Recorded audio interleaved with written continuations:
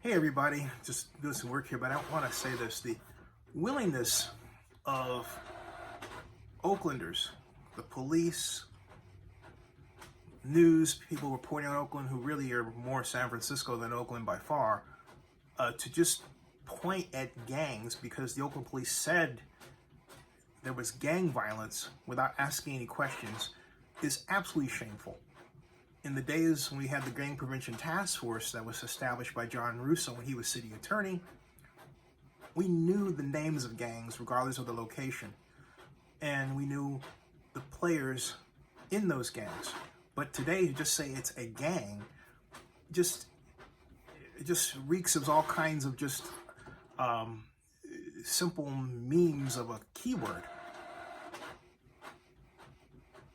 The investigator at yesterday's Oakland Police press conference said gangs or groups, which means the Oakland Police aren't even certain if gangs were involved to begin with. So it's really irresponsible to say, well, it was gang violence, because it's a headline.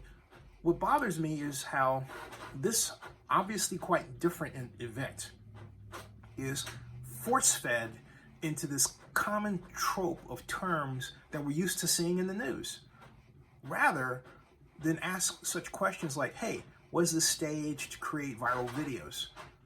And because I've been looking for results of that, and I found a couple already, but it's my guess that both TikTok and Instagram are yanking those down. I don't know. But it's quite clear that the event was done for reasons beyond just a random shooting or killing. This wasn't random. Those folks organized there on purpose. It was obviously premeditated, and I believe it was premeditated for purposes that were as much media and political as anything else. And it's not the first time this sort of thing has been done. And I'm not talking about last year as I referred to earlier. I'm talking about events going all the way back to the first decade of the 21st century, when the state of New York actually passed a law that it was illegal to make videos that glorified violence. In this instance, people were making a video of people glorifying violence by dancing and twerking while someone was being loaded into an ambulance, and the ambulance is pulling out, and then the ambulance could barely make it out. Okay? So the bottom line is that it doesn't matter how much homework we do on this.